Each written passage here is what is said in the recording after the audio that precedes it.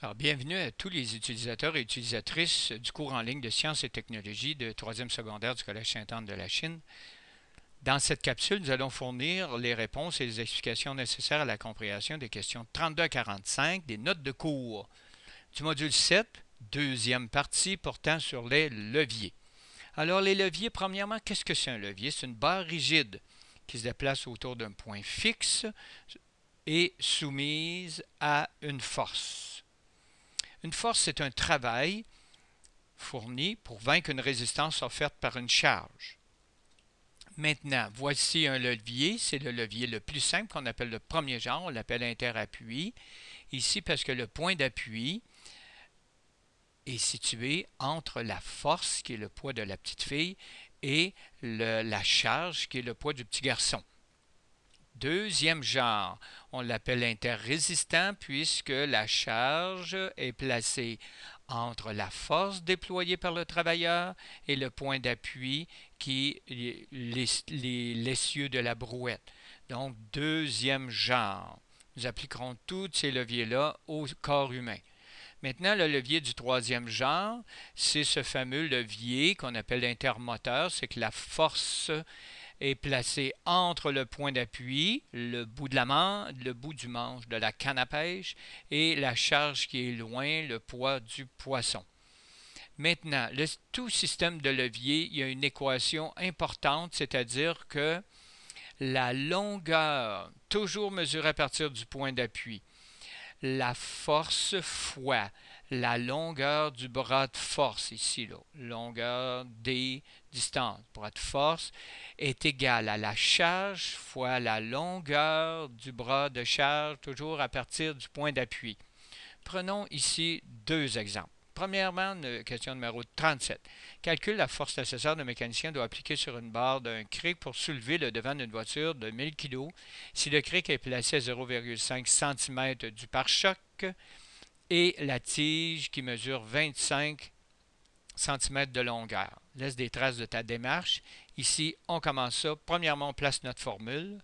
On modifie la formule pour trouver notre force. On divise par la distance qu'on appelle distance de la force qui est appliquée par rapport au point d'appui. On fait notre remplacement. N'oubliez pas de remplacer avec les unités. On simplifie tout ça et on obtient une force applicable de 10 kg. C'est un levier qu'on appelle de type interappui ou du premier genre. Le deuxième exemple, c'est calcule la force nécessaire pour un homme appliqué sur un manche de pelle pour soulever un poids de 50 kg si la main de l'homme est placée à 25 cm de la charge et reliée à la tige par la charge et la tige mesure 50 cm de longueur à partir du point d'appui. Maintenant, on fait toujours on place notre équation, on trouve la force, on fait notre division, on fait le remplacement. Hein? Ici, la charge c'est 50 kg, la distance avec le point d'appui de la charge c'est 50 cm, pardon. La distance que le monsieur met sa main ici c'est 25 cm, 25 cm du point d'appui évidemment, et ça nous donne, le monsieur doit déployer une force de 100 kg, c'est-à-dire 200 livres à peu près. Donc, il faut qu'il soit très très fort. Ici, c'est un levier intermoteur au troisième genre, et puis on applique une force de 100 kg pour une charge de 50 kg. Remarquez que la force est deux fois plus élevée que la charge elle-même. Donc, ce n'est pas un levier qui est très payant. Quel est le désavantage mécanique des leviers de type intermoteur au troisième genre? C'est que la force requise est supérieure à la charge, comme je viens de signaler dans l'exemple. Et à partir de cette illustration, décrit le levier. Alors, notre cheville, c'est un levier interrésistant ou de deuxième genre. La charge, le poids de la personne, est placé au milieu entre la force déployée par le mollet et le point d'appui au sol, le bout des métatarsiens. Ici, c'est un levier intermoteur ou de troisième genre. Alors ici, la force est placée entre le point d'appui et la charge.